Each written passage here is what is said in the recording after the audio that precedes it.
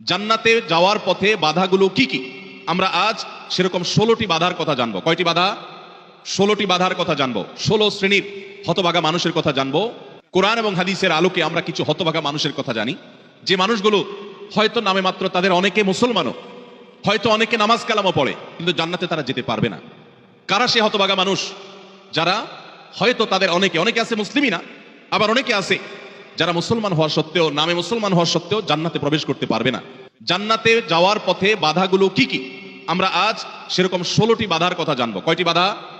16টি বাধার কথা জানবো। 16 শ্রেণীর হতভাগা মানুষের কথা জানবো, যে হতভাগা মানুষগুলো জান্নাতে যেতে পারবে না। জান্নাতে যাওয়ার এই নিয়ামতের সৌভাগ্য লাভ থেকে তারা বঞ্চিত হবে। আল্লাহ রাব্বুল আলামিন সেরকম কপাল পড়া মানুষদের কাতারে যেন আমরা শামিল না হই, আমাদের সবাইকে সেই তৌফিক দান করুন। ভাইরা আমার, আমরা যে শ্রেণীগুলোর কথা বলবো, প্রত্যেকটা শ্রেণীর পাশাপাশি আমরা কোরআন বা হাদিস থেকে উদ্ধৃতি এবং রেফারেন্স ইনশাআল্লাহ টানবো। আপনাদের কাজ হলো, আমাদের সবার কাজ হলো, এই 16 প্রকার হতভাগা মানুষের কোনো একটা প্রকার এর মধ্যে আমি নিজে আছি কিনা সেটা মেলানো। যদি দেখি যে আমার মধ্যে এটা আছে, তাহলে মাহফিলের প্যান্ডেলের মধ্যে বসে, প্যান্ডেলের নিচে বসে এই মাহফিলের মাঠে থেকেই আমি নিয়ত করে ফেলবো যে এই বদভ্যাসটা, এই খারাপ জিনিসটা আমি ত্যাগ করে ফেলবো। যেই 16টি খারাপ জিনিস, যেই 16টি অপরাধ জান্নাতে যাওয়ার ক্ষেত্রে বাধা, সে বাধাগুলো আমাদের জীবন থেকে আমাদের সরিয়ে ফেলার সংকল্প এখান থেকে করে তারপরে বাড়িতে যেতে হবে। তাহলে আজকে মাহফিলে আসা, বসা, আয়োজন করা সবকিছু সার্থক হবে ইনশাআল্লাহ। সবাই নিয়ত করবো তো ইনশাআল্লাহ। আল্লাহ আমাদের সবাইকে তৌফিক দান করুন। সর্বপ্রথম যে হতভাগা মানুষদের কথা বলতে চাই, যারা জান্নাতে যেতে পারবে না, তারা হলো যারা আল্লাহর প্রতি ঈমান আনে নাই, যারা মুসলমান হয় নাই, যারা ঈমান আনে নাই, আল্লাহর প্রতি যারা বিশ্বাস করে নাই, তারা আল্লাহর তৈরি জান্নাতে যাবে এটা কখনো আশা করা যায়? যদি আল্লাহকে কেউ বিশ্বাসী না করে, আল্লাহর একত্ববাদকে স্বীকারই না করে, শিরকে লিপ্ত হয়, সে মুসলমানই না হয়, তাহলে সে আল্লাহর জান্নাতের প্রত্যাশা কোত্থেকে করতে পারে? একজন মানুষ, তিনি মুসলমান না, তিনি অমুসলিম, তার ব্যক্তি জীবনে অনেক ভালো কাজ থাকতে পারে, অনেক ভালো অর্জন থাকতে পারে, কিন্তু তার ভিতরে ঈমান নাই। এই লোকটা আল্লাহর কাছে জান্নাতের আশা কখনো করতে পারে? একজন মানুষ বাংলাদেশে মানুষের জন্য অনেক কাজ করেছেন, বাংলাদেশের উন্নয়নে অনেক ভূমিকা তার ছিল বা আছে, বাংলাদেশে অনেক কল্যাণকামিতা তিনি চান, তার অনেক ইন্ডাস্ট্রি কারখানা থেকে বহু দেশের উপকার হয়, দেশে মানুষ উপকার হয়, এরকম আরো বহু উপকারিতা তার দ্বারাই হয়, কিন্তু লোকটা বাংলাদেশের অস্তিত্বকে স্বীকার করে না, বাংলাদেশের অস্তিত্বকে স্বীকার করে না, বাংলাদেশের স্বাধীনতা, সার্বভৌমত্ব এগুলো স্বীকার করে না। সে যদি বাংলাদেশকে অস্বীকার করে, বাংলাদেশ রাষ্ট্রের বিরুদ্ধে বিদ্রোহ করে, তাহলে এই ব্যক্তিকে বাংলাদেশ রাষ্ট্র বা রাষ্ট্রের তরফ থেকে রাষ্ট্রীয় কর্তৃপক্ষ কখনো তাকে রাষ্ট্রের কোনো সম্বর্ধনা, রাষ্ট্রের কোনো বিশেষ সম্মাননা ওই ব্যক্তিকে কখনো দিবে? দেওয়ার কথা। যে রাষ্ট্রকেই স্বীকার করে না, রাষ্ট্র তাকে সম্বর্ধনা দেওয়ার কথা।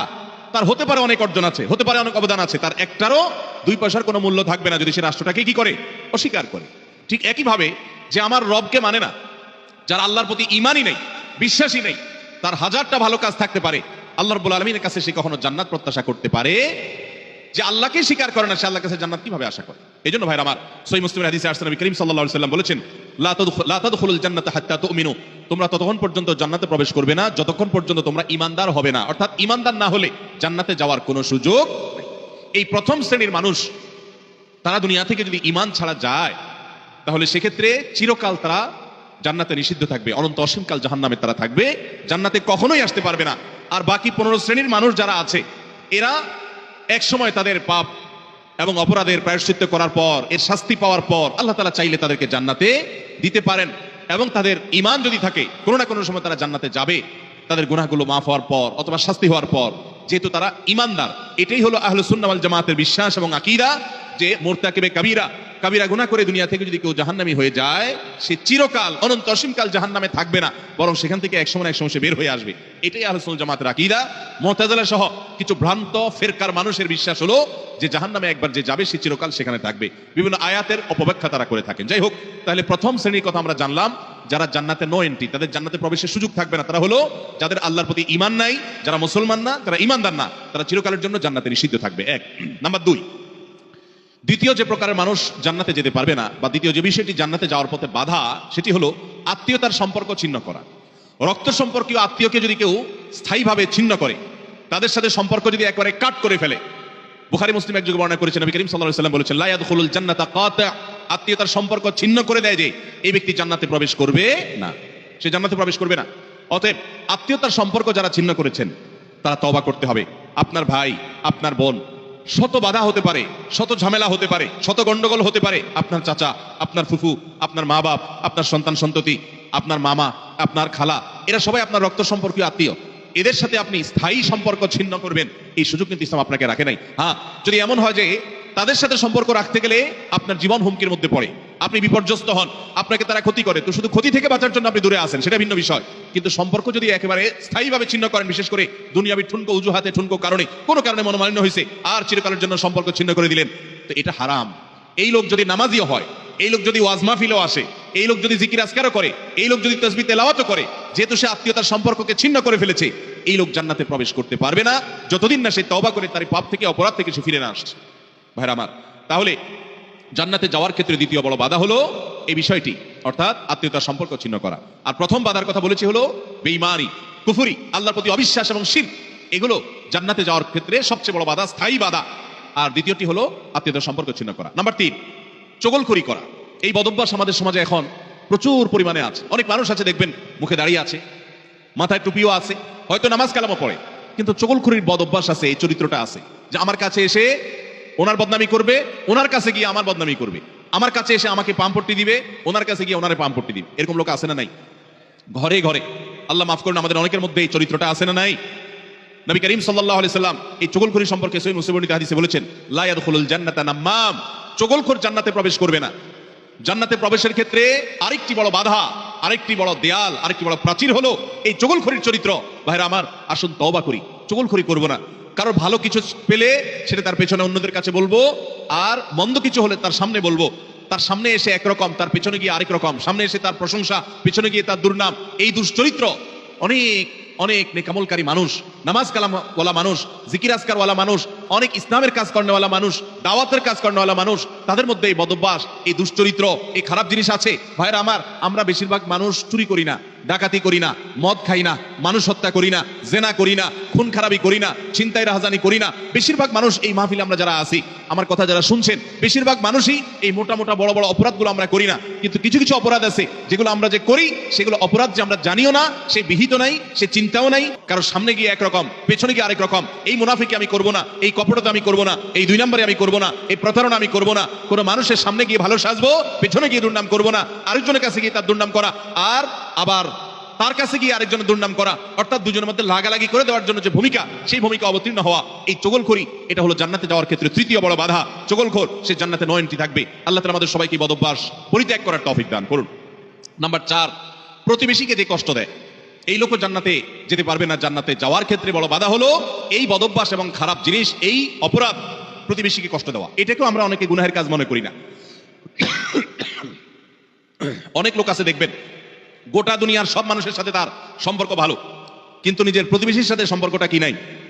ভালো নাই। আছে না নাই? নিজের পাশের জমি, যে জমিদার, দেখা যায় আইলটা তার জমির দিকে ঠেলা হয়।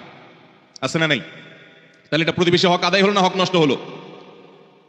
আরেকজনের সীমানার বরাবর গিয়ে এমন গাছ লাগাইলেন ইচ্ছাকৃতভাবে, যাতে করে গাছের গোড়াটা আপনার এখানে থাকে আর গাছের ডালগুলা সব গিয়ে তার জমিতে পড়ে।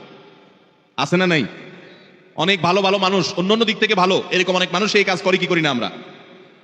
আমি নিজেই জানি যে আমার এই যে সীমানায় গাছগুলো লাগাচ্ছি, এই গাছগুলোর ছায়া পড়ে তার ফসল নষ্ট হবে, তার জায়গাতে ছায়া পড়ে থেকে অনেক ফসল হবে না, ক্ষতি হবে।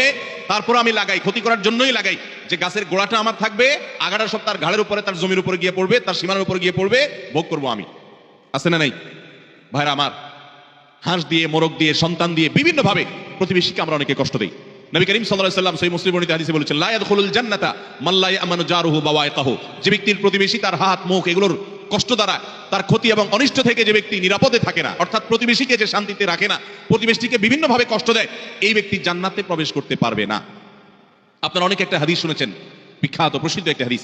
নবী করিম সাল্লাল্লাহু আলাইহি ওয়াসাল্লামের কাছে বলা হলো, হে আল্লাহর রাসূল, অমুক ব্যক্তি খুব নফল নামাজ রোজা করত, খুব দান সাদাকা করত, এবং সব ভালো আমলগুলো করত, ফরজ তো করতো, নফলও করতো, ফরজ 5 ওয়াক্ত তো পড়তো, আবার নফল নামাজও পড়তো, ধরেন তাহাজ্জুদের শাক সব পড়তো, যাকাত তো দিত, আবার এমনিও দান করতো, তার আমলের কোনো কমতি ছিল না।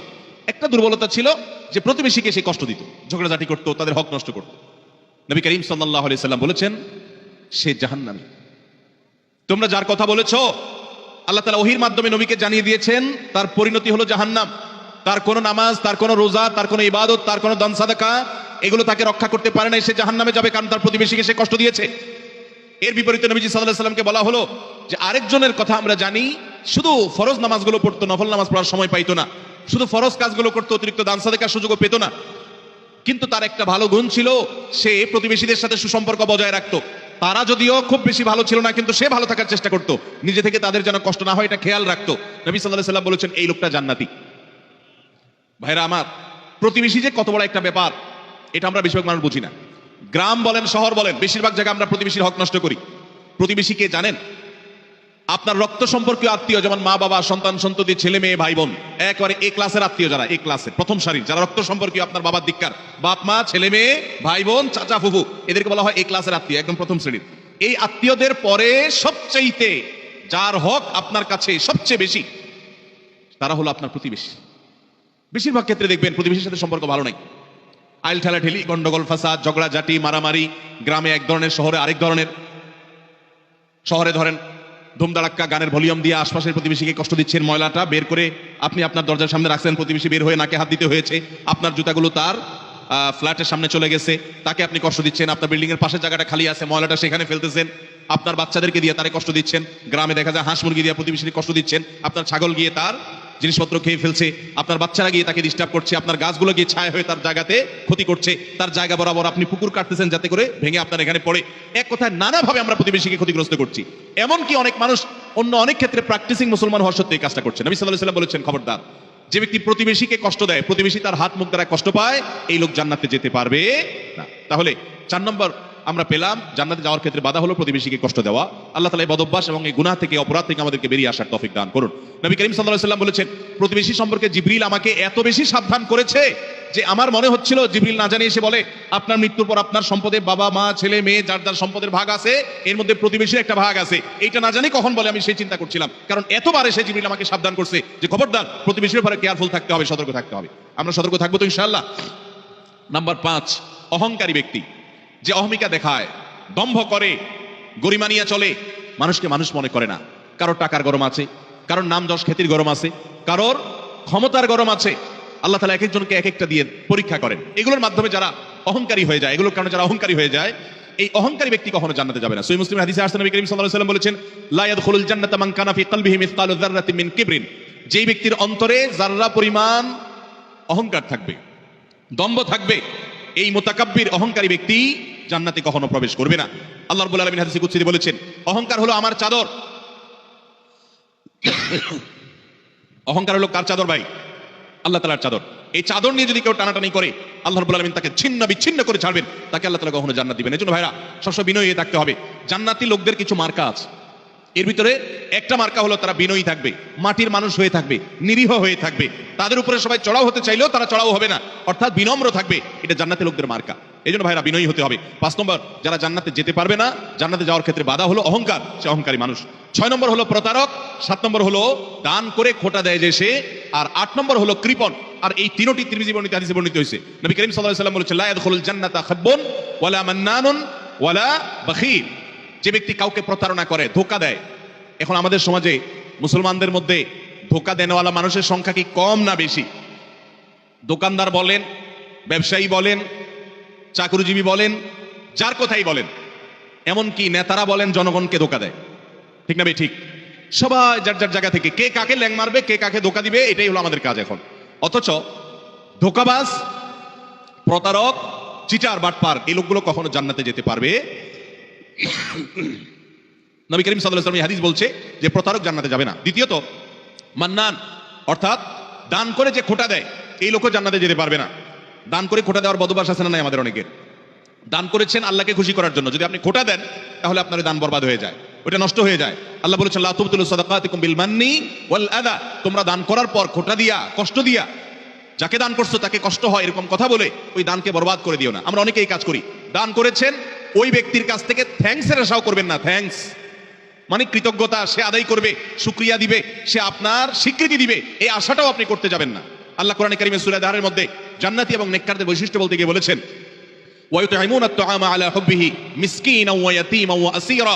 জান্নাতি মানুষগুলো আবরার এবং নেককাররা হলো তারা আল্লাহর মহব্বতে মিসকিনকে, বন্দীকে, অন্যান্য অভাবী মানুষদেরকে তারা খাদ্য দেয় এবং বলে ইন্নামা নুতঈমুকুম লিওয়াজহিল্লাহ লা নুরিদু মিনকুম জাযাআও ওয়ালা শুকুরা। তারা বলে আমরা আল্লাহর জন্য তোমাদেরকে খাদ্য দিচ্ছি, তোমাদের কাছ থেকে এর কোনো ফিডব্যাক বিনিময় তো চাই না, এমনকি শুকরিয়া তোমরা যে আমাদেরকে থ্যাঙ্কস বলবা সেটা পর্যন্ত আমরা আশা করি না, দরকার নেই। আল্লাহর কাছে এইভাবে সওয়াবের আশা করা, বান্দার কাছে খোটা না দেওয়া। 7 নম্বর। 8 নম্বর হলো কৃপণতা। এটা জাহান্নামের যাওয়ার অন্যতম বড় মাধ্যম। নাম্বার 10 মাতা পিতার অবাধ্য। নাম্বার 11 নেশাগ্রস্ত, নেশায় আসক্ত। এই সম্পর্কে নাসাই বর্ণিত হাদিসে আসছে নবী করিম সাল্লাল্লাহু আলাইহি ওয়াসাল্লাম বলেছেন লা ইয়াদখুলুল জান্নাতা আকুন ওয়ালা মান্নান ওয়ালা মুদমিনু খামরিন। জান্নাতে যেতে পারবে না মা বাবার নাফরমান, মা বাবার অবাধ্য, মা বাবার সাথে বেয়াদবি করে, মা বাবার যৌক্তিক নির্দেশগুলোকে লঙ্ঘন করে। অনেক মানুষ আছে দেখবেন নামাজ কালাম পড়ে, কপালে সিজদা পড়ে গেছে, অন্য অনেক ভালো কাজ করে, কিন্তু মা বাবার প্রতি তিনি অনুগত নন, তাদের সাথে নাফরমানি করে। এই সন্তান কখনো জান্নাতে যেতে পারবে না যাবত না আল্লাহ তাআলা তাকে মাফ না করেন, অথবা তার পাপের প্রায়শ্চিত্ত সে না করে। অর্থাৎ এটা জান্নাতে যাওয়ার ক্ষেত্রে বাধা, মাতা পিতার নাফরমান। আর 11 নম্বর হলো মাদকে আসক্ত, যেটা এই একই হাদিসে নাসাই বর্ণিত হাদিসে আছে। মাদক আসক্ত অর্থাৎ মাদক সেবন করতে করতে এটা দেশে অভ্যস্ত হয়ে পড়েছে, এটা স্থায়ী রোগে পরিণত হয়েছে, এই লোকটাও জান্নাতে যেতে পারবে না। 12 নম্বর হলো ওই লোক যার শরীর হারাম দ্বারা গঠিত হয়েছে, যার গোশত, মাংস, রক্ত হারাম খেয়ে, হারাম উপার্জন করে করে এগুলো গঠিত হয়েছে। সেটা সুদের টাকায় হোক, সেটা ঘুষের টাকায় হোক, সেটা চুরির টাকায় হোক, সেটা দুর্নীতির টাকায় হোক, সেটা যেভাবেই হোক না কেন। এই সম্পর্কে মুসনাদ আহমদের হাদিস আছে, নবী করিম সাল্লাল্লাহু আলাইহি ওয়াসাল্লাম বলেছেন লা ইয়াদখুলুল জান্নাতা জাসাদুন নাবাতা বিস-সুহত। যে শরীর হারাম দ্বারা বৃদ্ধি হয়েছে, হারাম দ্বারা গঠিত হয়েছে, সে শরীর জান্নাতে প্রবেশ করবে না। এটা হলো 12 নম্বর। 13 নম্বর হলো অহংকারী ব্যক্তি যে শুধু অহংকার করে তা নয়, অহংকারের পাশাপাশি আরেকটা বদভ্যাস আছে, আরেকটা রোগ আছে, যে রীতিমতো কাউকে পাত্তা দেয় না এবং গোয়ার কিসিমের হয়, গোয়ার কিসিমের হয়, খুব তেড়া কিসিমের হয়, সত্য মেজাজি হয়, কোনোভাবেই সে নরম হতে চায় না। এই অতুল এবং জাওয়াজ আবু দাউদ শরীফের হাদিসের বর্ণনা মতে এই টাইপের মানুষও জান্নাতে যেতে পারবে না, যারা অনেক বেশি এরকম গোয়ার হয় এবং রূঢ় স্বভাবের হয়, স্বভাবটাই হলো রূঢ়, স্বভাবটাই হলো রুষ্ট, সে সবসময় মানুষের সাথে এরকম কঠোর স্বভাবের হয়, তার মনটাই হলো পাথরের মতো, এই মানুষগুলো জান্নাতে যেতে পারবে না এবং আবু দাউদের হাদিস সেটি বলছে।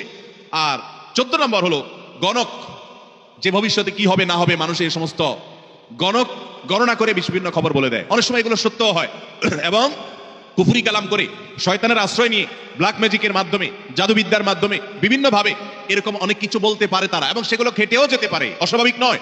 কিন্তু এই যে অসৎ উপায়ে কুফরি কালামের মাধ্যমে, জাদুর মাধ্যমে শয়তানের আশ্রয় নিয়ে ভবিষ্যৎ সম্পর্কে বলে দেয়, এই রকম গণক যারা, এরাও জান্নাতে যেতে পারবে না। এমনকি তাদের কাছে যারা যায়, যারা তাদের কথা বিশ্বাস করে, আস্থা রাখে, এদের ইবাদত পর্যন্ত একটা মেয়াদ পর্যন্ত কবুল হবে না, হাদিসে বলা হয়েছে। তাহলে 14 প্রকার হলো এই গণক। আর 15 নম্বর হলো জাদুকর, যারা ব্ল্যাক ম্যাজিক করে মানুষকে। আজকাল এই ব্ল্যাক ম্যাজিক ভাই ঘরে ঘরে হয়ে গেছে, ঘরে ঘরে দুষ্ট জিনকে দিয়ে, শয়তানের আশ্রয় নিয়ে ব্ল্যাক ম্যাজিশিয়ানরা ব্ল্যাক ম্যাজিক করে। দেখবেন যে বিভিন্ন পোস্টার লেখা কামরূপ কামাখ্যা থেকে প্রশিক্ষণ প্রাপ্ত, আছে না নাই?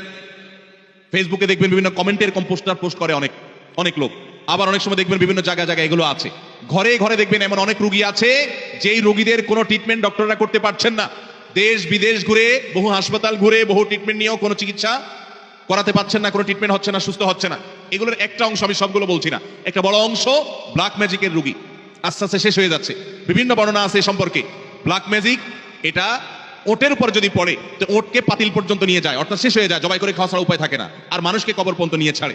অন্য আরেক হাদিসে আছে যে এই যে মানুষের হিংসাত্মক দৃষ্টি, কুদৃষ্টি, বদনজর, এটা ভাগ্যকে পর্যন্ত আল্লাহর ফয়সালাতেই পরিবর্তন পর্যন্ত করে দেয়। এরকম ভয়াবহ একটা বিষয়। এই ব্ল্যাক ম্যাজিশিয়ান যারা, এরা জান্নাতে যেতে পারবে না এবং দুনিয়াতে এদের জন্য চরম শাস্তি। ইসলামী শরিয়া তাদের জন্য মৃত্যুদণ্ড রেখেছে, কারণ এরা স্বামী স্ত্রীর মধ্যে কলহ সৃষ্টি করে। এখন শত শত ফ্যামিলিতে দাম্পত্য সম্পর্কগুলো ভালো নেই। আমার কাছে এরকম শত শত হিস্ট্রি আসে যে স্বামী স্ত্রীর একসময় সম্পর্ক খুব ভালো ছিল, হঠাৎ করে তাদের আর সম্পর্ক ভালো নাই, কেউ কাউকে সহ্য করতে পারছে না, কেউ একজন ব্ল্যাক ম্যাজিক করেছে। এবং দেখবেন বাসা বাড়িতে অনেক সময় দেখা যায় অস্বাভাবিক জায়গাতে তাবিজ কবজ পাওয়া যায়, আছে না নাই এরকম? কে বা কারা রাখছে, চুল কেটে নিয়ে যায়, জামা কাটা সেটা কেটে নিয়ে যায়, ব্ল্যাক ম্যাজিকের উপাদান এগুলো অনেক সময় হয়। আমরা অনেকে এগুলো জেনেও না জানার ভান করে থাকি, অনেকে জেনেও সেটা সঠিকভাবে এটা রহস্য উদ্ঘাটনের চেষ্টা করি না। তো এই ব্ল্যাক ম্যাজিশিয়ান যারা, এরা সমাজে অশান্তি সৃষ্টি করে, দাম্পত্য জীবনে কলহ সৃষ্টি করে, মানুষের ক্ষতি করে। এরকম অনেক লোক আছে তাবিজ ব্যবসায়ী, তারা তাবিজের ব্যবসার আড়ালে তারা মূলত এই ব্ল্যাক ম্যাজিকটা করে। এই ব্ল্যাক ম্যাজিশিয়ান যারা, তারা জান্নাতে যেতে পারবে না। এটা হলো 15 নম্বর। 16 নম্বর হলো যারা সিল্কের পোশাক পরে পুরুষ হয়ে, নবী করিম সাল্লাল্লাহু আলাইহি ওয়াসাল্লামের হাদিসে তাদেরকেও জান্নাতে নো এন্ট্রির কথা বলা হয়েছে। জান্নাতে যাওয়ার ক্ষেত্রে সেটাও বড় একটা বাধা।